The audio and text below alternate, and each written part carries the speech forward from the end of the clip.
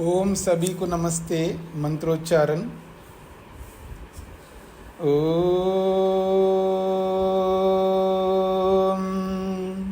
सहना भवतु सहनौ भुनक्तु सह वीर्यं कर्वावहै तेजस्विनावधीतमस्तु मा विद्विषावहै। ओम शांति शांति शांति।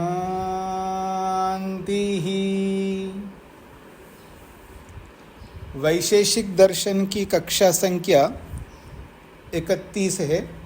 दूसरे अध्याय के प्रथमान्निक के 14 सूत्र पूरे किए हैं। 15वां सूत्र प्रारंभ होना है। पृष्ठ संख्या 60 है।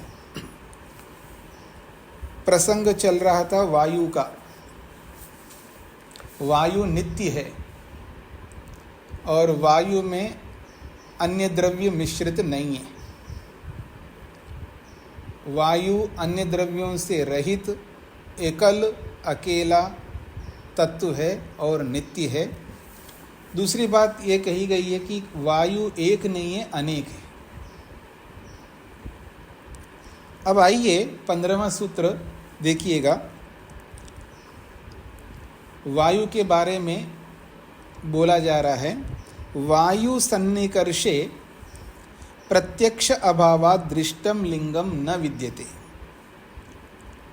वायु सन्निकर्षे प्रत्यक्ष अभावात् दृष्टम लिंगम न विद्यते।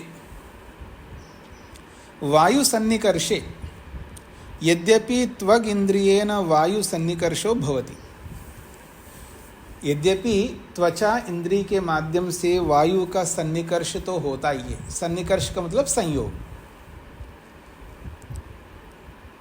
यद्यपि त्वचा इंद्रिय के माध्यम से वायु का संयोग तो होता है, परंतु तत्र उस वायु के विषय में नेत्रेन्द्रियेण प्रत्यक्षस्य अभावो अस्ति।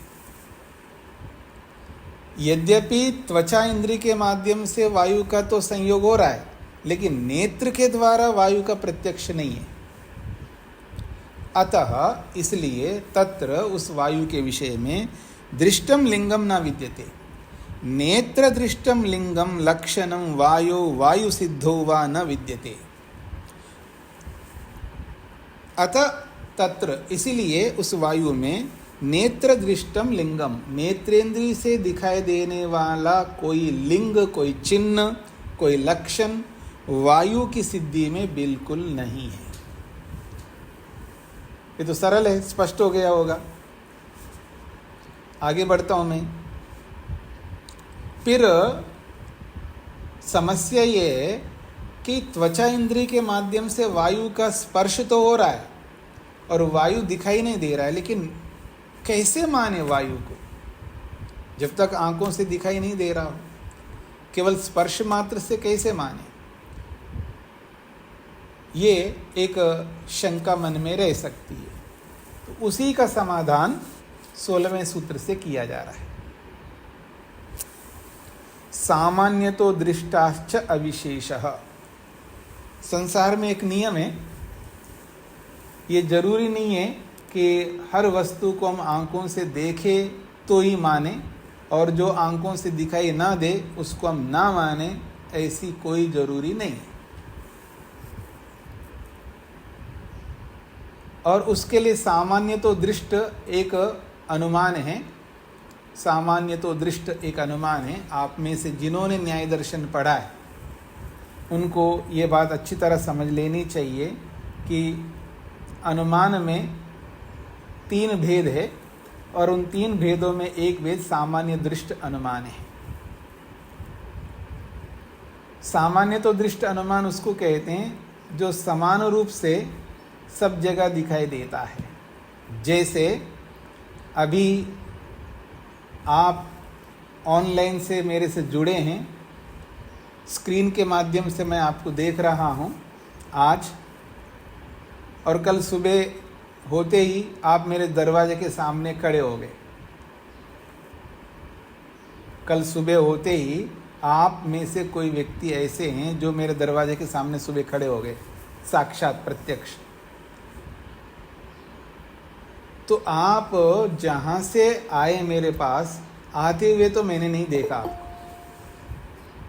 जहाँ से भी आप दिल्ली से आ रहे हैं या किसी भी शहर से कहीं से भी आए हों, क्योंकि अभी देख रहा हूँ तो कल सुबह मेरे दरवाजे के सामने खड़े हैं, तो आप ट्रेन से तो नहीं आ सकते, दूर से।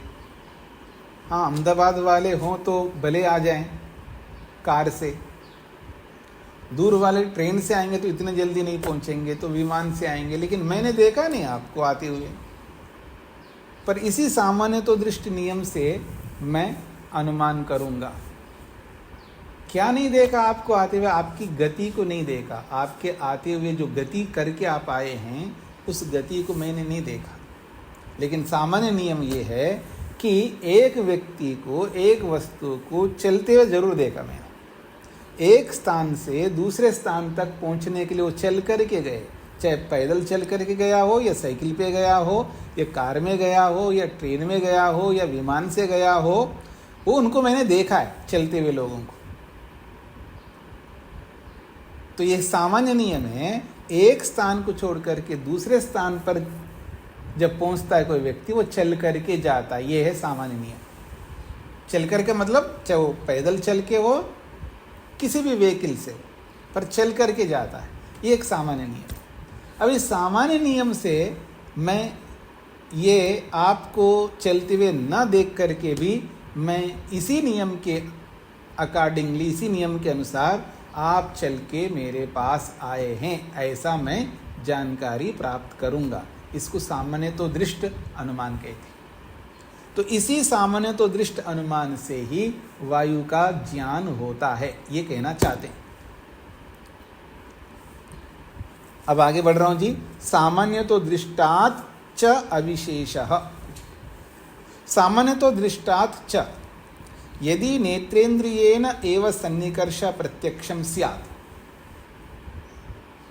यदि कोई ये माने कि नेत्रेंद्रिय के द्वारा जब संयोग हो तभी प्रत्यक्ष हो, ऐसा अगर कोई मानता है, तो त्वग इंद्रियेन सन्निकर्षो न प्रत्यक्षम इति मन्येता।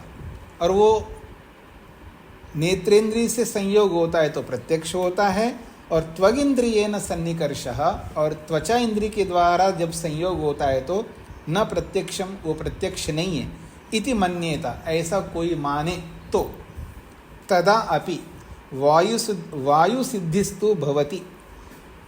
फिर भी भले ही नेत्र प्रत्यक्ष ना हो, नेत्र से सन्निकर्ष ना हो वायु का, तदा अपि, तब भी वायु सिद्धिस्तु भवति, वायु की सिद्धि तो हो जाएगी। वायु को हम सिद्ध कर सकते। कैसे? सामान्य तो दृष्टादपि, सामान्य तो दृष्ट नियम से। त्वगिंद्रियेन य खलु स्पर्शो गुण सन्निकृष्यते। त्वगिंद्रियेन, त्वचा इंद्रिय के माध्यम से, या खलु स्पर्श, जो स्पर्श गुण है वो सन्निकृष्यते, वो संयोग को प्राप्त होता है। अर्थात शरीर के त्वचा से वायु का सन्निकर्ष संयोग होता है हमको, तभी तो स्पर्श का बोध हो रहा है हमको। तस्य गुणस्य गुणिना द्रव्येन भाव्यमेव। तस्य गुणस्य, उस स्पर्श गुण का गुणी जो द्रव्य कहलाता है, उस द्रव्य को तो भाव्यमेव होना ही चाहिए। जब गुण का स्पर्श हो रहा है, जब गुण का स्पर्श हो रहा है, गुण का तो ज्ञान हो रहा है त्वचा इंद्रिय से, लेकिन उस गुणी का, उस द्रव्य का दर्शन नहीं हो रहा है, प्रत्यक्ष नहीं हो रहा है नेत्र से, तो भी हमें अनुमान हो ही जाता है, क्योंकि गुण बिना गुणी के नहीं हो सकता। गुण का बोध हो रहा है त्वचा इंद्रिय से, और बिना गुणी का, बिना द्रव्य के गुण का ज्ञान कभी नहीं हो सकता। अगर कहीं गुण का बोध हो रहा है हमको, और वो गुण जिसमें रहता है वो द्रव्य भी हमको पता लग जाएगा, वो सामान्य तो दृष्ट नियम से, अनुमान से, ये कहना चाह रहे हैं। यद्वा, अथवा दूसरे ढंग से भी बताना चाह रहे हैं, पार्थिवम आप्यम तेजसम दृश्यम वस्तु। एक पार्थिव वस्तु है, पृथ्वीय पदार्थ है, पृथ्वी का कोई भी पदार्थ। आप्यम जलीय पदार्थ है, बर्फ आदि कोई भी। तेजसम जो आग्नेय पदार्थ हैं, अग्नि प्रधान वस्तु हैं, सुवर्ण आदि, ये सब दृश्यम वस्तु, ये सब दिखाई देने वाली वस्तु है। स्पर्श गुणवत्तया न दृष्टिपथम आगच्छति, और केवल स्पर्श गुण से वो दृष्टिपथ नहीं आएंगे। अर्थात आप बिना देखे, आप आंखों से नहीं देख रहे, उन दिखाई देने वाले वस्तुओं को आंखों से नहीं देख रहे, लेकिन स्पर्श गुण से उनको आप समझ नहीं पाएंगे, ये कहना चाह रहे हैं। इसको समझने का प्रयत्न करिएगा।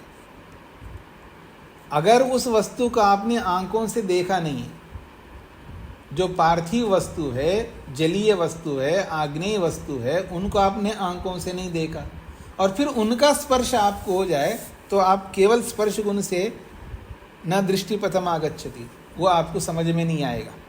यतः, क्योंकि नेत्राभ्यम न पार्थिवादिकस्य स्पर्शो क्रियते, नेत्रों से पार्थिव आदि किसी भी द्रव्य का तो प्रत्यक्ष नहीं हो सकता। स्पर्श से नेत्राभ्याम न पार्थिवादिकस्य स्पर्शो क्रियते, नेत्रों से, आंखों से जलीय तत्व का, अग्नि तत्व का, पृथ्वी तत्व का स्पर्श तो गृहीत नहीं होता है आंखों से, परंतु तत्रत्य स्पर्शः त्वचा तु सन्निकृष्यते, पर उन वस्तुओं में जो स्पर्श गुण है वो त्वचा से तो संयोग हो रहा है। तदा स स्पर्शो गुणः पार्थिव आप्य तेजसां न भवन् तेभ्यो अन्यस्य द्रव्यस्य लिंगमिति गम्यते।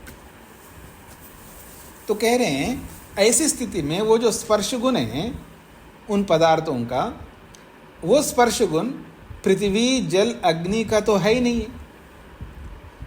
फिर जब उनका नहीं है तो तेभ्य अन्यस्य द्रव्य से, उनसे अलग वस्तु जो द्रव्य होगा, उनसे अलग कोई भी, उसका लिंग है, ऐसा गम्यते जाना जाता है।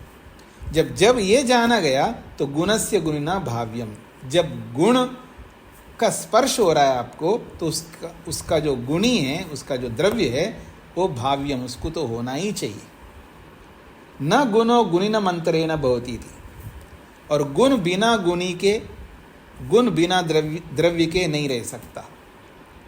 क्यों? सामान्य तो दृष्टात, क्योंकि ये सामान्य नियम से पता लगता है, क्योंकि जहाँ भी गुण हम देखते हैं वो द्रव्य के साथ ही देखते हैं। जिस भी गुण को हम देखते हैं, जैसे रूप गुण को देखते हैं तो द्रव्य के साथ देखते हैं, रस गुण को देखते हैं तो द्रव्य के साथ देखते हैं। तो गुण बिना गुणी के नहीं रह सकता। सच अविशेषा, इसलिए वो अभेद है, अर्थात गुण बिना गुणी के नहीं रह सकता, ये सब के साथ जुड़ेगा, यही अविशेष है, ये अभेद है, सब पदार्थों में यही नियम लागू होगा। न च सामान्य तो दृष्टाद विद्यते, ये सामान्य नियम से अलग नहीं है ये बात। तथा वस्त्रपर्ण शाकादीनां कंपन चलनादि क्रिया निमित्तम न दृश्यते, कोई वस्त्र हिल रहा हो, कोई पत्ता, पर्ण पत्ता हिल रहा हो, कोई शाखा हिल रही हो, उनका जो कंपन है, उनका हिलना है, उनका डोलना है, वो जो हिलना डुलना डोलना रूपी जो क्रिया है, उस क्रिया का निमित्त, उस क्रिया को करने वाला जो कारण है वो दिखाई नहीं दे रहा है हमको। किमपि पार्थिवादिकम आघातकारी दृश्यम वस्तु, कोई पार्थिव वस्तु, कोई जलीय वस्तु, कोई आग्नेय वस्तु उस पत्ते को, उस वस्त्र को, उस शाखा को हिलाता हुआ दिखाई नहीं दे रहा है, परंतु तत्कंपन चलनादि क्रिया तो प्रवर्तते, कोई उसको हिलाने वाला, उसको कंपित करने वाला दिखाई नहीं दे रहा है, लेकिन उसमें कंपन, उसमें हिलना डुलना आदि क्रिया तो दिखाई दे रहा है हमको। पुनः तत्कंपन प्रचलनादि क्रिया या प्रवर्तकेन तो भवितव्यमेव, जब हिलना डुलना दिखाई दे रहा है लेकिन हिलाने वाला डुलाने वाला दिखाई नहीं दे रहा है, तो उस हिलाने वाले डुलाने वाले कंपन करने वाला जो उसको प्रवृत्त करने वाला है, उस कंपित करने वाला है, उसको तो होना ही चाहिए, भले नहीं दिखाई दे रहा है तो उसको तो होना ही चाहिए। ये बात सामान्य तो दृष्टात, सामान्य तो दृष्ट नियम से ही समझ में आता है। तस्मादपि, इस सामान्य तो दृष्ट नियम से भी वायु सिद्धो अविशेष समानो हेतु, वायु की सिद्धि में भी वही समान हेतु है सामान्य तो दृष्ट, जैसा औरों के लिए होता है। हाँ जी, ये बात स्पष्ट हो गई जी आप सबको। इसका सार मैं आपके सामने बता रहा हूँ। सामान्य तो दृष्ट नियम क्या होता है मैंने आपके सामने रखा है। अब उस सामान्य तो दृष्ट नियम से ये सिद्ध हो रहा है कि हमारी त्वचा को स्पर्श हो रहा है, और वो स्पर्श, जिस स्पर्श गुण को हमें पता लग रहा है, सन्निकर्ष हो रहा है, संयोग हो रहा है त्वचा के साथ में, गुण का पता लग रहा है, लेकिन गुण ही नहीं दिखाई दे रहा है। और गुण बिना गुणी के नहीं रह सकता, ये और चीज़ों से हमको पता लगता है। हम किसी, देखिए मैं चश्मा की डिब्बी दिखाई, इसका गुण दिखाई दे रहा है आपको, रूप गुण दिखाई दे रहा है। अब रूप गुण दिखाई दे रहा है तो ये रूप गुण बिना गुणी के दिखाई दे रहा है आपको, गुणी रूपी द्रव्य के साथ ही दिखाई देगा ना। अब गुण बिना गुणी के नहीं दिखाई देता है, एक नियम है, क्योंकि ये आपको प्रत्यक्ष हो रहा है। इस सामान्य दृष्ट नियम से, सामान्य तो दृष्ट का मतलब है समान रूप से जो देखते हम लोग, वस्तु बिना, मतलब गुण बिना गुणी के दिखाई नहीं दे रहा है। ये एक सामान्य दिखाई देने वाले वस्तु का नियम जो है वो सब जगह लागू होगा। अगर कहीं गुण दिखाई दे रहा है तो गुणी भी वहाँ होना चाहिए। अब वो गुणी दिखाई दे हमको आंखों से, न दिखाई दे, लेकिन गुण दिखाई दे रहा है त्वचा से, तो इस सामान्य नियम से पता लगता है वायु है। क्योंकि ये स्पर्श औरों का है तो वो भी बता दिया, औरों का नहीं हो सकता। ये जी मान लीजिएगा, जैसे ये इसको मैं स्पर्श कर रहा हूँ हाथ से, इस डिब्बे को स्पर्श कर रहा हूँ हाथ से, अब इसको मैं देखूँ नहीं, बिना देखे इसका स्पर्श करो तो ये डिब्बा को आप पहचान लेंगे। मैं कोई भी वस्तु आपके हाथ में दे दूंगा, उसको आपने देखा नहीं है, उसको देख, हाँ कुछ है, हाँ कठोर है, कोमल है, खुरदरा है, जो भी है वो बताओगे, लेकिन उसको आपने नहीं देखा तो आपको नहीं पहचान सकते वो कौन है वस्तु। इससे पता लगता है कि ये स्पर्श गुण उस वस्तु का स्वाभाविक नहीं है, किसी और का है। अगर उसी वस्तु का है तो जैसे रूप को देखते ही आप वो वस्तु आपको समझ में आएगा, मतलब रूप देखते ही पता लग रहा है ये वस्तु है, ये डिब्बी है। मतलब किसी पुस्तक के रूप को देखते ही ये पुस्तक है, ये पुस्तक है, दिख रहा है आपको, इसके रूप को देखते ही ये पुस्तक है, ऐसा पता लग रहा है हमको।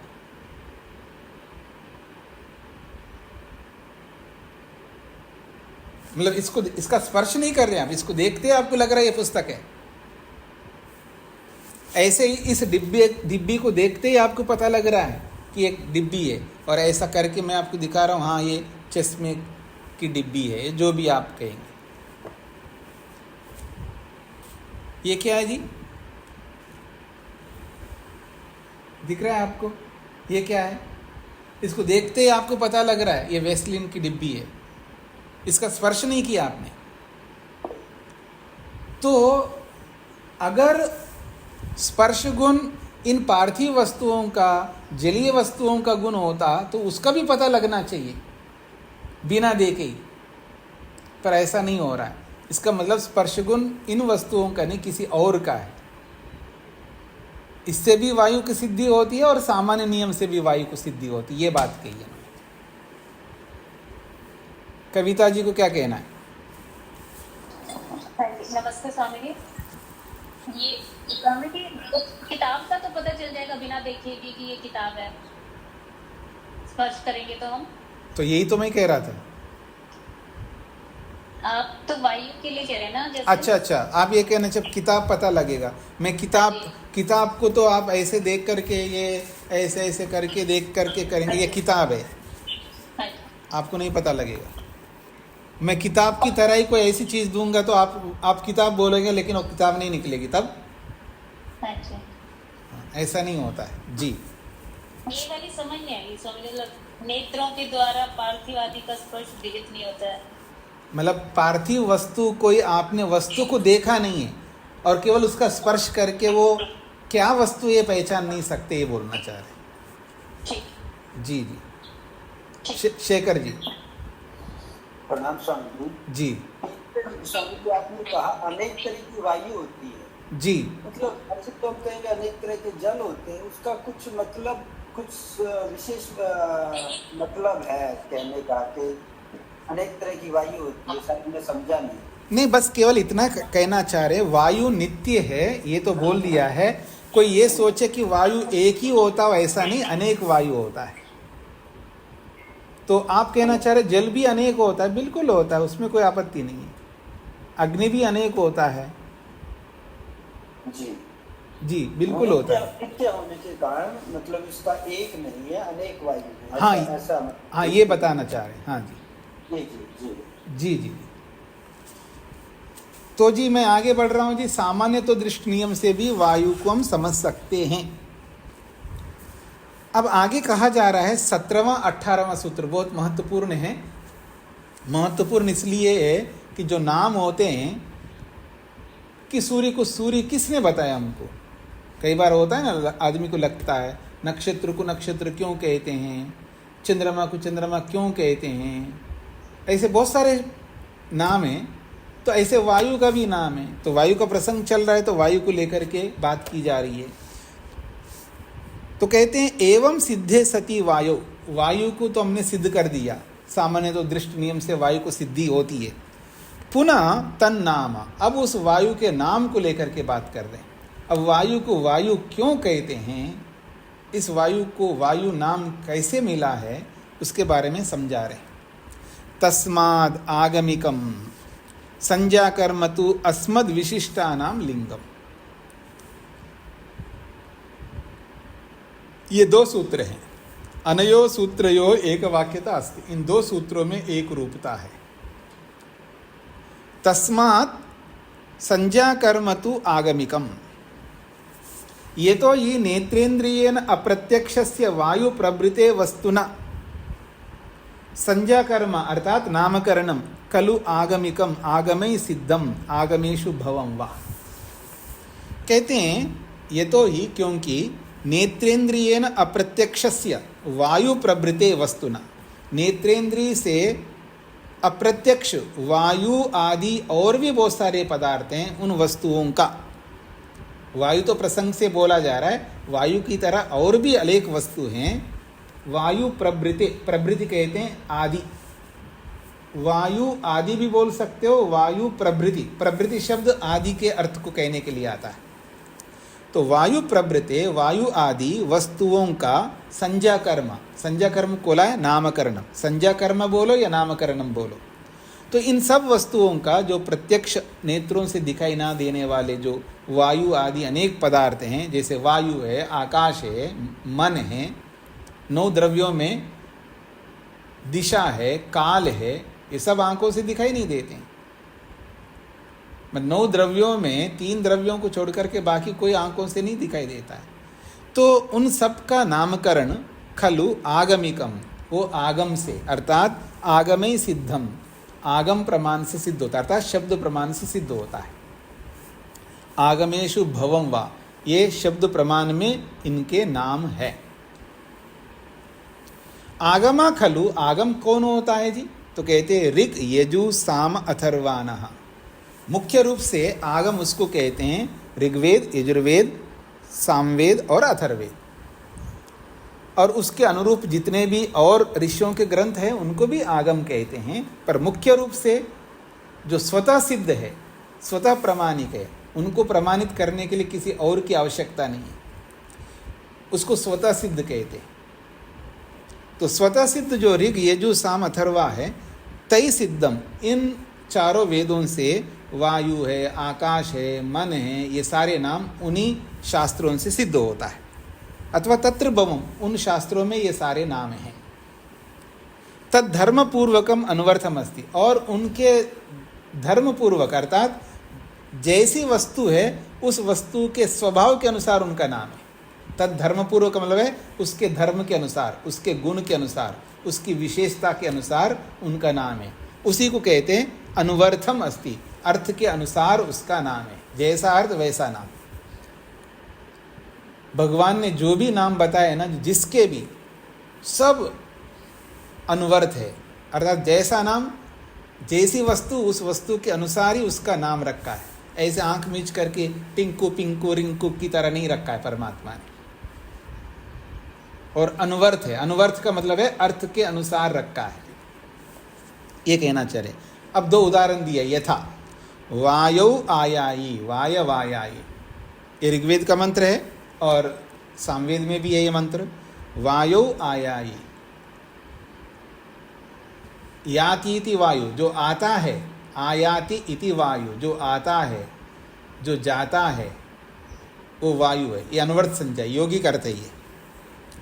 प्राणाद वायु अजायता, प्राण से वायु उत्पन्न होता है, ये यजुर्वेद का मंत्र है। ऐसे बहुत सारे नाम हैं। अस्मद विशिष्टानम लिंगम, और इन सबका जो नाम रखा गया है ये हम लोगों ने, मनुष्यों ने नहीं रखा, याद रखना। उसी के लिए कहा अस्मद विशिष्टानाम लिंगम, हमसे विशिष्ट है ये सब। आगमा खलु अस्मद विशिष्टानि वचनानि, ये जो आगम है ऋग्वेद यजुर्वेद सामवेद अथर्ववेद, अस्मद विशिष्टानि वचनानि, हमसे विशिष्ट वचन है ये, यानी हमारे वचन नहीं है, मनुष्यों के वचन नहीं है। कोई सोचे किसी मनुष्य ने वेद बनाया हो, मनुष्य नहीं बना सकता वेद को।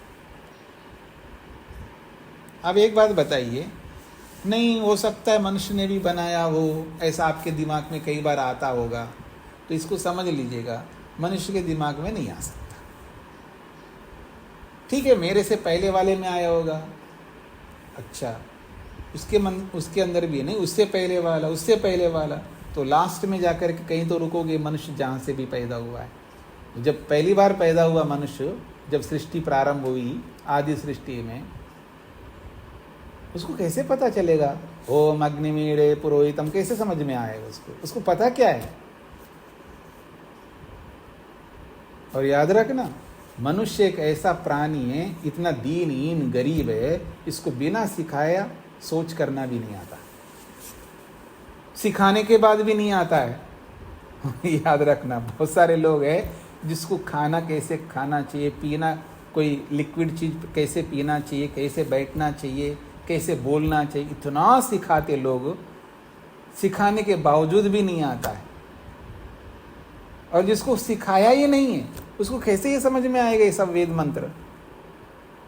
इसलिए इन सब व्यर्थ की चीज़ों से दूर हट जाइए, मनुष्य लोगों का नहीं है वेद। अस्मद विशिष्टानाम, हमसे विशेष है ये जो वचन है, अस्मद विशिष्टानाम वचनानि, ये हमसे विशिष्ट वचन है, ये मनुष्य ऐसे वचन नहीं बोल सकता। नहीं तानि खलु अस्माभि प्रोक्तानि, और नहीं हम लोगों ने इन वेदों को बताया, अर्थात हम जैसे लोगों ने इन वेदों को बोला है, या कोई यूं सोचे कि वेद व्यास ने ये वेदों को रचा है, ऐसा नहीं है। मनुष्य प्रोक्तानि न, ये मनुष्य के द्वारा बताया नहीं गया है। यदा न अस्माभि मनुष्य प्रोक्तानि, जब हम मनुष्यों के द्वारा इन वेदों को नहीं बताया गया है, तदा तानि, ये सब वचन जो है अपौरुषेयानि, पौरुषेय कहते हैं मनुष्य के द्वारा बनाए गए को। जैसे मैं कहूँगा मिसाइल, ये पौरुषेय है, अर्थात APJ अब्दुल कलाम ने इन्वेंट किया था, ये पौरुषेय अर्थात पुरुष के द्वारा बनाए गए को पौरुषेय कहते हैं। और जिसको पुरुष ने नहीं बनाया उसको अपौरुषेय कहते हैं। तो ये चारों वेद अपौरुषेय हैं। तानि अपौरुषेयानि वचनानि, ये अपौरुषेय है, अर्थात खलु ईश्वर प्रोक्तानि, जिसको हम ईश्वर कहते हैं, सृष्टिकर्ता कहते हैं, उसके द्वारा वेद के वचनों को कहा गया है। तथा विधानाम ईश्वर वचनानाम लिंगम प्रमाणम, और ऐसे स्वरूप वाले इन वचनों को ईश्वर वचन कहना चाहिए। और ईश्वर वचन ही यहाँ पर प्रमाण है, लिंग है। नेत्रेण अदृष्ट वस्तु विषये भवति, नेत्र के द्वारा जिस वस्तु को हमने नहीं देखा है उस वस्तु के लिए ईश्वर के वचन ही, ईश्वर के लिंग ही वहाँ प्रमाण है। क्योंकि ईश्वर ने बताया कि इसको वायु कहते हैं, जिसको आप देख नहीं पा रहे हो और जिसको आप स्पर्श करके समझ रहे हो उसको वायु कहते हैं। ये जो दिखाई दे रहा है चंद्रमा ऊपर, इसको चंद्रमा कहते हैं। जो सुबह उठते ही आपके सामने आता है प्रकाश लेकर के, उसको सूर्य कहते हैं। ये सारी की सारी बातें ईश्वर ने बताया वेद के माध्यम से। तच्च मंतव्यमेव, और उसको आपको मानना पड़ेगा, और कोई रास्ता नहीं। नहीं तो मैं तो नहीं मानूंगा। मत मानिए अपने माँ बाप को। आपके माँ बाप बोलते जा रहे हैं आपको, हम आपके माँ बाप हैं, हम नहीं मानते आप माँ बाप, मैंने तो देखा ही नहीं, तो कैसे मानूं? तो आप मान करके चलते हैं। कौन ऐसा दुनिया में आदमी है, किसी भी देश का हो, किसी भी मत पंथ संप्रदाय का हो, वो माँ बाप को देखे बिना कैसे मान रहा है? क्योंकि उन्होंने बताया इसलिए मान रहा है। और कल को पता चल जाए युधिष्ठिर आपकी माताजी पिताजी ये नहीं थे, आप धोखे में हैं, ये वास्तव में है ही नहीं आपके माता पिताजी, क्या करोगे आप? कुछ नहीं कर सकते, कुछ नहीं कर सकते। लेकिन आपको मानना ही पड़ेगा, और कोई रास्ता नहीं है। आगे बढ़ रहा हूं जी।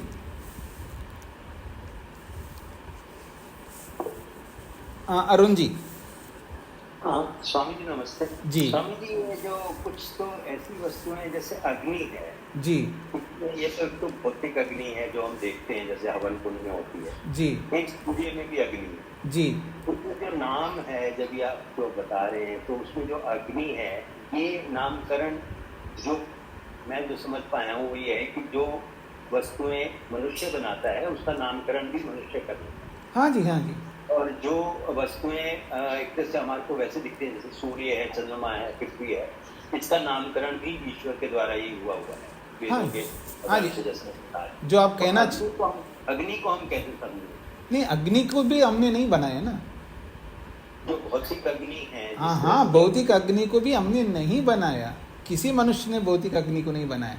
जैसे पानी को, दिखाई देने वाले पानी को भी किसी ने नहीं बनाया, पहले से है जी। हाँ जी, किसी ने नहीं बनाया। जो मनुष्यों के द्वारा बनाए हुए का नाम मनुष्य रखते हैं, ये अगले सूत्र में 19वें सूत्र में बताई जा रहा है जी। तस्य च, और उस नाम को लेकर के बताए जा रहे हैं। तस्य च, उस नाम के संदर्भ में प्रत्यक्ष प्रवृत्तत्वा संज्ञा कर्मणः, संज्ञा कर्मणः प्रत्यक्ष प्रवृत्तत्वात्, नामकरणस्य प्रत्यक्ष प्रवृत्तिमत्वात्। ये जो नामकरण है, नाम रखना है, ये प्रत्यक्ष प्रवृत्त होने से, अर्थात प्रत्यक्ष हमारे द्वारा बताए गए होने से, और जिसका प्रत्यक्ष हम करते हैं वही हम नामकरण रखते हैं। प्रत्यक्ष नामकरणम प्रवर्तते, जो वस्तु प्रत्यक्ष हो रही होती है उसका नाम हम लोग रखते हैं। जो पहले नहीं रखा है, अब हमारे सामने प्रत्यक्ष होता है पहली बार, उसका नाम हम रखते हैं। जैसे कितने स्टार्स हैं जी, दुनिया भर के स्टार्स हैं, लेकिन कोई कोई स्टार का नाम आप रख सकते हो, आप अपना नाम रख सकते हो। तो उसका कुछ प्रोसेस है स्पेस साइंस के अकॉर्डिंगली। अभी इसका नाम तो किसी ने रखा नहीं है, तो आप उसके बारे में आप कुछ ऐसा कुछ करो और उसका नाम आप अपना रख सकते हो, कोई नाम इस तरह का। तो कहते हैं प्रत्यक्ष नामकरणम प्रवर्तते। प्रत्यक्ष कोई वस्तु जब पहली बार आप प्रत्यक्ष करते हो, उसका नाम आप रखते हैं। लोके जनो यद प्रत्यक्षम उपलभते, लोक में कोई मनुष्य जिसको प्रत्यक्ष रूप से उपलब्ध करता है पहली बार, तस्य नामकरणम विदधाति, उसका नामकरण रखता है। जैसे आप किसी बच्चे को जन्म देते हो और प्रत्यक्ष करते हो, हाँ जी मेरा बेटा हो गया, बेटी हो गई है, अब आप उसका नाम रखते हो। ये कोई ऐसा नया इन्वेंट किया किसी वस्तु को, आप फिर उसका आप नाम खुद रखोगे। दूसरे ने किया तो वो रखेगा नाम। ऐसे जितने मोबाइल, लैपटॉप, फलाना, ये डिब्बी, ईयरफोन, लकड़ी, जो भी आप कुछ बनाते जाते हो उसका नाम बनाने वाले रखते ही हैं पहली बार। वायु प्रवृत्तियों न अस्माकं दृष्टिगोचराः, और न वायु आदि बहुत सारे जो पदार्थ है जो दिखाई नहीं दे रहे हमको, नहीं तेषां प्रत्यक्षम अस्माभिः क्रियते, और उनका प्रत्यक्ष आंखों से हम नहीं करते हैं। तस्मात्, इसलिए अस्मद् विशिष्टेषु वचनेषु आगमेषु प्रत्यक्षम उपलभमानेन सर्वज्ञेन ईश्वरेण संज्ञा कर्म नामकरणम कृतमस्ति। जब हमारे द्वारा प्रत्यक्ष नहीं होता है आंखों से, तो तस्मात्, इसलिए अस्मद् विशिष्टेषु वचनेषु, हमसे विशिष्ट वचनों में, जो हमारे द्वारा, मनुष्यों के द्वारा जिन वचनों को नहीं बनाया गया है, उन वचनों में, अर्थात आगमेषु, उन आगम वचनों में प्रत्यक्षम उपलभमानेन, और उन पदार्थों को, जो वेदों में जिन जिन पदार्थों को बताया गया उन सारे पदार्थों को प्रत्यक्ष रूप से उपलब्ध करने वाले सर्वज्ञ ईश्वर के द्वारा उनका नामकरण किया गया है। यानी वेद में जितने भी पदार्थ बताए गए हैं उन सब पदार्थों का प्रत्यक्ष परमात्मा ने किया है। सर्वज्ञ है एक बात, सर्वव्यापक है दूसरी बात, सर्वशक्तिमान है तीसरी बात। ऐसे अनंत गुण कर्म स्वभाव वाला परमात्मा, सब जगह रहने वाला परमात्मा, जो संपूर्ण ब्रह्मांड को उसी ने बनाया है और उसके द्वारा प्रत्यक्ष इस ब्रह्मांड को बनाया गया है, देखा गया है, और वही इन सब ब्रह्मांड के पदार्थों का नाम वो रखता है। ये इसका तात्पर्य। इसको पूरा करता हूं, फिर आपका प्रश्न सुनता हूं। उक्तम ही स्वयं वेद, और साक्षात वेद में कहा गया है क्या? यो देवानाम नामधा, यो देवानाम नामधा। यो का मतलब जो परमात्मा, देवानाम जो जड़ पदार्थ हैं, जो सृष्टि के पदार्थ हैं, सृष्टि के दिव्य पदार्थ हैं, उन दिव्य पदार्थों का नामधा, नाम रखने वाला है। ये ऋग्वेद का प्रमाण है। तथा स्मृतौ अपि, और स्मृति में, मनुस्मृति में भी कहा है, सर्वेषां तु स नामानि वेद शब्देभ्य एव आदौ पृथक संस्थाश्च निर्मिमे।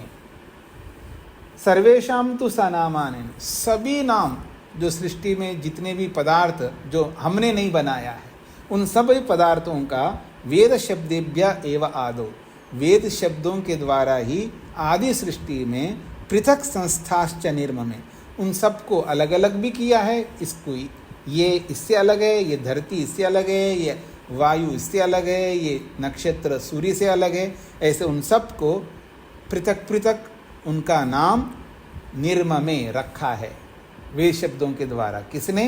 परमात्मा ने। तस्मात् तत्प्रमाणम, इसलिए सृष्टि के द्वारा या सृष्टि में स्थित समस्त पदार्थों को, जिनको हमने नहीं पैदा किया है, उन समस्त पदार्थों का नाम परमात्मा ने रखा है वेद के माध्यम से, इसलिए तत्प्रमाणम, वो वेद प्रमाण है। 17 से लेकर के 17वें सूत्र से लेकर के इस 19वें सूत्र तक इन सब सूत्रों की व्याख्या दूसरे भाष्यकारों ने गलत किया है, प्रसंग के अनुसार नहीं किया। ये कहना चाह रहे सूत्रत्रयम अन्यथा व्याख्यातम। सूत्रत्रयम का मतलब है 17, 18, 19। इन तीनों सूत्रों की व्याख्या दूसरे व्याख्याकारों ने अन्यथा व्याख्यातम, गलत ढंग से व्याख्या की है, ऐसा कहना चाहते। हाँ जी, शेखर जी। जी स्वामी जी, अब जो हम दूसरी लैंग्वेजेस में सभी के नाम ना तो उनके गुण के अनुसार होते जी, और ना ही वो परमात्मा के दिए हुए, फायर वाटर कुछ भी कह लो जी, सभी कुछ, तो उनको कैसे देखें स्वामी जी? हम तो डिक्लेयर कर दिया कि ये परमात्मा के दिए हुए नाम हैं। हाँ जी, है। हाँ जी, हाँ जी। तो उन सब लोगों ने भी ऐसा कि जितने भी लैंग्वेजेस आए हैं, ये आदि सृष्टि में तो एक ही लैंग्वेज थी, और वो स्प्रेड होते हुए लोग बढ़ते गए, दूर होते गए, फिर अपनी अपनी भाषाएं बनाई हैं। वो परंपरा से उन लोगों ने उनका नाम रखते गए, और बदलते बदलते आज जो भी जिस भी लैंग्वेज में जो भी उसका नाम देते हैं, उन सब का बेस आधार जो है वो वेद ही रहेगा। जी जी, क्योंकि जैसे आज हम फायर बोल रहे हैं, तो हम उसको अग्नि को ही तो फायर कह रहे हैं ना वो लोग। अगर कोई नया इन्वेंट किया होता, फिर फायर बराबर अग्नि, ऐसा वो नहीं बोल सकते फिर। जी जी, जैसे हम मनुष्य बोल रहे हैं, वो दूसरा नाम दे देंगे। जी। तो इसलिए जो हाँ जी, हाँ जी, बोलिए। मतलब वहाँ कोई रूल रेगुलेशंस तो है नहीं, दूसरे लैंग्वेज में कोई रूल, हिंदी। यहाँ तो अपने कहा गुण के अनुसार परमात्मा ने जो चीजें मनुष्य ने नहीं बनाई उनका नामकरण कर दिया। जी जी, पर ऐसा मतलब सिर्फ ये वेद में जो कहा गया वहाँ तो ठीक है, ये सिस्टम चल पड़ा।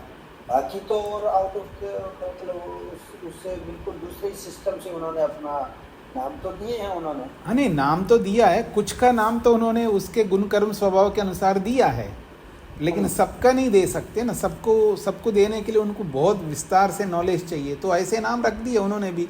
जैसे किसी का नाम बुश रख दिया, तो अब राम तो रख दिया बुश, ऐसा ही कोई किसी का नाम हिंदी में ये झाड़ है, ऐसे थोड़ा बोले, ये झाड़ियाँ है, ऐसे तो हम नहीं बोलेंगे, लेकिन उन्होंने रखा है नाम, तो ऐसे बिना सिर पैर का भी कोई रख सकता, और उसमें नहीं रखना चाहिए ऐसा कोई रूल नहीं है। ये तो हम ये जो जितने भी नाम रखते हैं ये हमारे पहचान के लिए, व्यवहार के लिए रखते हैं। सारे नाम जो है व्यवहार के लिए होते हैं। न्याय दर्शन में भी हमने पढ़ा है कि जितने भी नाम होते हैं, नाम इसलिए रखे जाते हैं क्योंकि उन नामों से उनका हम व्यवहार कर सके, और नाम नहीं हो तो हम व्यवहार बिल्कुल नहीं कर सकते। मान लीजिए इसको डिब्बी कहेंगे, अब ये डिब्बी व्यवहार के लिए नाम रख दिया, कोई डिब्बा कहेंगे और कोई किसी लैंग्वेज में कोई दूसरा नाम रखेगा, उससे कोई फर्क नहीं पड़ता, पर ये सारे नाम व्यवहार के लिए होते हैं ताकि हम सुचार।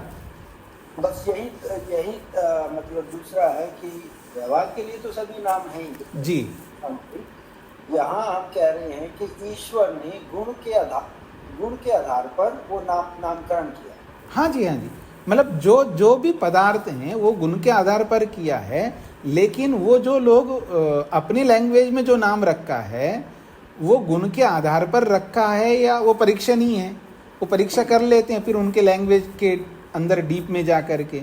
अगर वो भी उन्होंने गुण के आधार पर रखा है वो नाम, तो फिर उन्होंने जो देखा है उसका जो भी स्वरूप देखा है ना, जो दिखते हैं हमारे को, तो उसको देख करके उसके गुण कर्म स्वभाव के हिसाब से उन्होंने अपने ढंग से नाम रखा होगा। जी जी, हाँ, उन्होंने कुछ फॉलो भी किया है, कुछ नहीं भी किया। हाँ जी, हाँ जी, जी जी जी।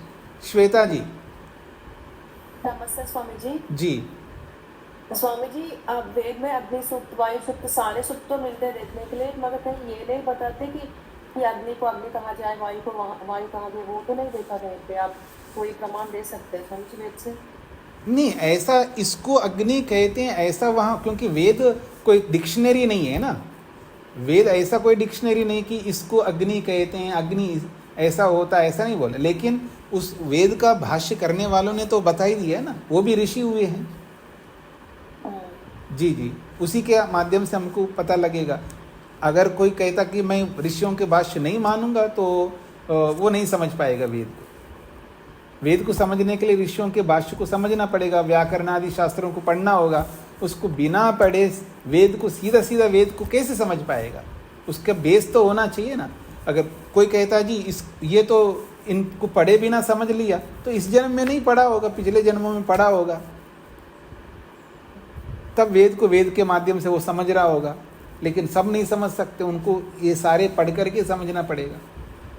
स्वामी दयानंद सरस्वती जी ने भी बाकी सारे शास्त्रों को पढ़ करके तो वेद को समझ पाए, और दूसरों के भाष्यों को भी तो पढ़ा है उन्होंने, दूसरों के भाष्यों को भी पढ़ा है, इन सारे शास्त्रों को भी पढ़ा है, फिर भी उन्होंने अपना वेद भाष्य इसलिए किया है, उनको दूसरों का भाष्य उपयुक्त नहीं लगा तभी किया है। अगर उपयुक्त लगता तो नहीं करते। जैसे उन्होंने कहा है कि इसके बारे में आप दर्शन से समझ लो, इसके बारे में आप ब्राह्मण ग्रंथों से समझ लो, इसके बारे में आप आयुर्वेद से समझ लो, उनकी व्याख्या नहीं किया। जिनकी व्याख्या पहले से ऋषियों ने की है उनकी व्याख्या उन्होंने नहीं किया, उन्हीं की किया है जो ऋषियों का नहीं मिला है। जी आगे बढ़ता हूँ जी मैं तो। हाँ जी गुप्ता जी। नमस्कार स्वामी जी। हाँ जी बोलिए। स्वामी जी, तो नामकरण की बात हो रही है जी। अब अनंत नाम है, तो वेदों में तो एक जैसे अग्नि बोल दिया, वैशेषिक बोल दिया, योग दर्शन बोल दिया, तो उससे कैसे सब चीजों को पकड़ेंगे, अटैच करेंगे जी? मतलब अनंत नामों को कैसे समझेंगे ऐसा पूछ रहे हैं? हाँ जी, हाँ जी। तो अनंत को आप अनंत समझ सकते हैं, शांत व्यक्ति, शांत व्यक्ति। देखिए आपने प्रश्न किया तो मेरे को बताना होगा ना। तो अनंत को अनंत के रूप में शांत व्यक्ति समझ सकता है, अनंत को अनंत के रूप में अनंत व्यक्ति समझ पाएगा। ईश्वर तो समझता है अनंत को, लेकिन हम नहीं समझ सकते। हम बहुत ज़्यादा मतलब अनंत तो नहीं समझेंगे, लेकिन जिसका जितना सामर्थ्य, जितनी योग्यता है, जितना पुरुषार्थ, उतना समझ लेगा और उतने से उसका प्रयोजन पूरा हो जाएगा। जी गुप्ता जी। तो स्वामी जी, जो यहाँ पे इन्होंने बोला कि नामकरण किया गया है, तो फिर वो दोनों चीजें डिफर होंगे ना जी? तो नामकरण जो किया गया किसने किया है? ईश्वर ने। ईश्वर ने किया है। अब इसमें आपको समस्या नहीं बता रहे हो आप। तो वो नाम तो मानव ने रखे हैं ना जी, मेरी बात ये है। कौन, किसके नाम मानवों ने रखा है?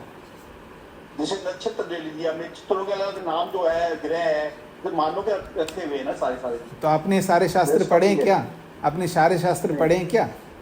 नहीं, वो तो नहीं पढ़ी। तो जब नहीं पढ़े तो आप ये कैसे बोल सकते हैं मानवों ने रखा इनका नाम? ये आप कैसे बोल सकते हैं? आप पढ़े होते तो बताते हैं कि वे ईश्वर ने नहीं रखा इनका तो नाम, तो मानवों ने रखा है, पर मानवों ने नहीं रखा, ईश्वर ने रखा है और वेद में रखा है। अब बताइए। ठीक है स्वामी। अब कोई पूछे, आपकी ओर से प्रश्न बोल रहा हूं मैं, फिर उसका उत्तर दूंगा। कोई वेद में तो सारे नाम तो दिखते नहीं है, तो आपको क्यों दिखेंगे जी? वेद को जानने वाले को दिखेगा ना भाई। वेद को कई लोग मेरे से भी प्रश्न करते हैं, औरों से भी किया उन्हें, वेद में कहाँ लिखा है जी, दिखाओ जी। तो मैं तो दिखाऊंगा तो, लेकिन आपको दिखाई नहीं देगा, मैं क्या करूं? तो वेद को जानने वाले को ही तो वेद दिखाई देगा ना, वेद में सारे नाम तो ऋषियों को दिखाई दिए, इसलिए उन्होंने बताया है। और आपका मतलब कोई भी व्यक्ति, सामने वाला व्यक्ति के कहाँ लिखा मेरे को देखे बिना मैं नहीं मानूंगा, तुमको देखने के लिए योग्य बनना पड़ेगा। योग्य बन जाओ, अपने आप दिख जाएगा। बिना योग्यता के आप देखना चाहते हो तो आपको नहीं दिखाई देगा। इतना सरल नहीं है ये जी। अब मैं आगे बढ़ रहा हूँ जी, आगे पढ़ाऊँगा नहीं, आगे नया प्रसंग चल रहा है। अब कल के कुछ लोगों के प्रश्न रह गए थे, वो भी पूछ सकते हैं, और आज के भी प्रश्न पूछ सकते हैं। अब प्रश्नोत्तर करिएगा।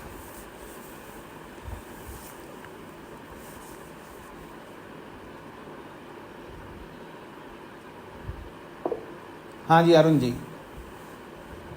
स्वामी जी, कल आपने जो है वो एक सत्यार्थ प्रकाश से लेके वो इत्यामचय अविद्यामचय के बारे में बताया था जी। वो जो अविद्या के बारे में, कर्म और उपासना के बारे में ऋषि जी ने बताया है उसमें जी।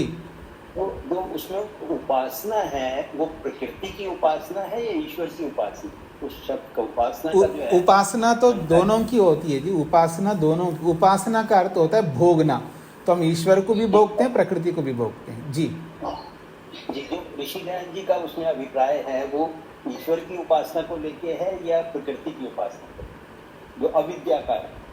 वो दोनों का अभिप्राय है, दोनों का भी। क्योंकि ऋषियों ने जो बताया है ना, उससे विरुद्ध तो स्वामी दयानंद नहीं बताएंगे। मैं यही बोलूँगा, वहाँ ऋषि दयानंद ने नहीं स्पष्ट किया है, लेकिन उनका अभिप्राय यही होगा जो ऋषियों का अभिप्राय है। और ऋषि लोग ये मानते हैं जिस से अभ्युदय की प्राप्ति होती है, निश्रेष की प्राप्ति होती है। अभ्युदय भी उपासना है और निश्रेष भी उपासना है, और उन्हीं ऋषियों के मंतव्य को मानने वाले ऋषि दयानंद है। क्योंकि वो स्वयं कहते हैं मैं ब्रह्मा से लेके जैमिनी तक जो कहा है उसको मानता हूँ जी। धन्यवाद। हाँ जी, कल के लोग आप में से जिनके प्रश्न रहेंगे वो पूछिए। पहले सोमनाथ जी को क्या कहना है? स्वामी जी नमस्ते। ये प्राणात वायु क्या उसने सत्यार्थ करने के दिखाया? हाँ जी, ये जो बोला है प्राण से वायु उत्पन्न होती है, प्राणाद वायु अजायता, प्राण से वायु उत्पन्न होती है। तो इसमें आपको क्या समझना है? माइक तो खोल के बोलिएगा ना। ये नामकरण में ये प्राण से वायु होता है, ऐसा नामकरण है, ऐसा ना क्या? ये कहना चाह रहे हैं प्राण से वायु उत्पन्न, तो वायु नाम बोला है ना इन्होंने, वेद ने वायु नाम दिया है ना, वायु उत्पन्न होता है। तो वायु नाम से बोला जा रहा है ना, वायु उत्पन्न होती है। जिसको हम वायु, जिस वायु की चर्चा कर रहे हैं, ये वायु हमने नहीं रखा, इसका नाम वेद ने रखा। तो देखो ना, वेद में वायु शब्द आया, वायु उत्पन्न होता है। प्राण का मतलब है परमात्मा लीजिए, प्राण रूप परमात्मा से वायु उत्पन्न होता है। ठीक जी हाँ जी, और किसी का कोई प्रश्न? यदि प्रश्न नहीं है तो मैं अपनी बात रखता हूँ। आप सबसे मैंने 2 बार आग्रह किया था, जिन्होंने 1 अप्रैल 2024 से लेकर के 31 मार्च 2025 तक जिन जिन महानुभावों ने, माताओं ने, बहनों ने सहयोग भेजा, उसका लिखित मेरे को पत्र चाहिए, और उसका नमूना मैंने व्हाट्सएप किया था। तो अभी तक आधे लोगों का भी नहीं आया, और इतने दिन हो गए और 2 बार बता चुका हूँ, अब तीसरी बार बता रहा हूँ। आप कृपा करके 10-15 मिनट अधिक से अधिक आपका समय जा सकता हो, इतना विलंब आप लोग क्यों करते हैं ये आप लोग सोचिएगा। जब यहाँ भी इतना विलंब करते हैं तो जीवन में आप किन किन विषयों में कितना विलंब करते हैं आप लोग देख लीजिएगा। तो जिन्होंने भी नहीं भेजा है कृपा करके शीघ्र भेजिएगा, क्योंकि मेरे को इससे पिछले साल के भी प्राप्त करना है, और इससे पिछले साल के भी मैंने बोला था, लेकिन उसके भी आधे लगभग आए हैं, आधे और बचे हैं। पहले इसको कंप्लीट करते, पिछले साल का भी लेना है मेरे को। और कभी भी मेरे को पूछेगा, मतलब इनकम टैक्स वाले पूछेंगे तो मेरे को दिखाना पड़ेगा, इसलिए मेरे पास रहना होगा। तो इसलिए आप जल्दी इस साल का पहले भेज दीजिएगा, उसके बाद मैं बाकी बातें अगले पिछले साल के भी बताऊंगा जिन्होंने नहीं भेजा है। और जिनको पता नहीं लग रहा है तो मैं बता सकता हूँ कि इनका नहीं आया है, नाम गिन करके बता सकता हूँ, पूरा डाटा लिखा हुआ है वहाँ पर।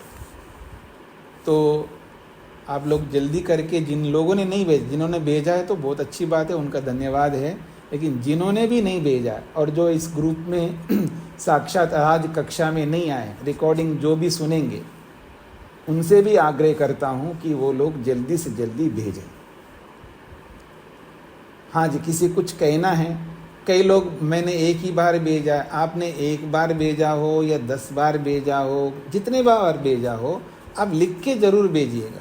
और कुछ लोगों को उसका निकालना नहीं आता है तो उसका भी मैंने विकल्प दिया था, जैसे मैंने व्हाट्सअप किया लिखा हुआ वैसे वैसा आप आज से लिख लीजिएगा, पूरा का पूरा जैसा लिखा है, और फिर उसमें आप लिखिएगा मैंने इतना भेजा है, और अपना एड्रेस भी लिखिएगा, फ़ोन नंबर, पेन नंबर सब लिखिएगा, क्योंकि एड्रेस भी वो मांगते हैं।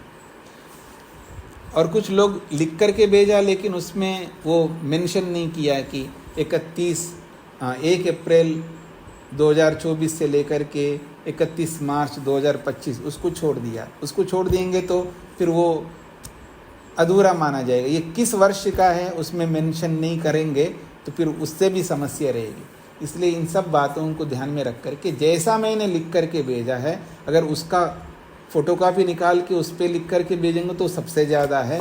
किसी को फ़ोटोकॉपी निकालना नहीं आता है तो जैसा लिखा वैसा लिख करके भेजें। हाँ जी, नीलिमा जी को क्या कहना है? स्वामी जी नमस्ते। मुझे ये कहना था जी, मुझे बहुत कम आती है टेक्नोलॉजी, तो मैंने अपने बेटे के द्वारा 12,000 रुपये भी भिजवाए थे 3-4-5 दिन पहले। तो योगेश भाई साहब ने मुझे पता नहीं क्या कहा कि आप व्हाट्सएप स्वामी जी को करके पता नहीं क्या कर दीजिए, कुछ कहा उन्होंने, मुझे तो ये भी याद नहीं रहा। तो याद नहीं तो अभी जो मैंने बोला वो समझ में आया आपको? नहीं आया जी। अच्छा, तो नहीं आया ना, तो एक कक्षा सुनिए, एक कक्षा जब पूरी हो जाएगी तो आप इसमें रहिएगा, आप में से कोई इनको समझाइएगा। कौन समझाएंगे जी इनको? वेद प्रिया जी समझाएंगी। कक्षा समाप्त होने के बाद आपको ये तसल्ली से समझाएंगी क्या करना है। स्वामी जी मुझे कुछ कहना था। अच्छा जी, स्वामी जी डेट इसमें फॉर्म में मेंशन की हुई है कि 1 अप्रैल 2024 से 31 मार्च 2024 से डेट, ये साल पूरा मेंशन किया हुआ है। हाँ नहीं मेंशन किया है, लेकिन जिन्होंने आज से लिख करके भेजा है ना, मैं उसकी बात कर रहा था। उन लोगों ने आज से लिखा है लेकिन उसको छोड़ दिया है। उसको छोड़ देंगे तो मेरे को नहीं पता लगेगा ना, और मेरे को नहीं, इनकम टैक्स वाले को नहीं पता लगेगा ये कब का है, इसलिए बता रहा था। जी जी, हाँ जी, शांति जी को क्या कहना है? स्वामी जी नमस्ते। जी, स्वामी जी मैंने सितंबर से शुरू किया था, जैसे मैंने सितंबर से मार्च तक का, उसमें तो लिखा नहीं है, फिर लिख के भेजो। उसमें नहीं लिखा है तो लिख के भेजेंगे तो अच्छा रहेगा ना जी। तो नहीं, मान लो मैंने तो सितंबर से स्टार्ट किया था, इसलिए आप कभी से स्टार्ट किया हो, मान लीजिए आपने 2-3 महीने ही भेजा, एक ही महीने भेज, लेकिन है तो उसी के बीच का है ना। इसका ये मतलब नहीं होता आपने 1 अप्रैल से लेकर के 31 मार्च तक आपने दिया है, इसका ये मतलब नहीं हो, तो उसके बीच में आपने दिया है, ये इसका अर्थ होता है। हाँ जी। और मुझे आपका आंसर कुछ नहीं था उसमें, आपने लिखा था उसमें सब लिखा हुआ है जी, उस पत्रक को आप ध्यान से पढ़ेंगे तो आपको सब पता लगेगा जी। हाँ जी, और किसी कुछ कहना है जी? जैसे आपने बताया था ना कि उत्तर, हाँ जी, क्या बोल रहे हैं जी आप?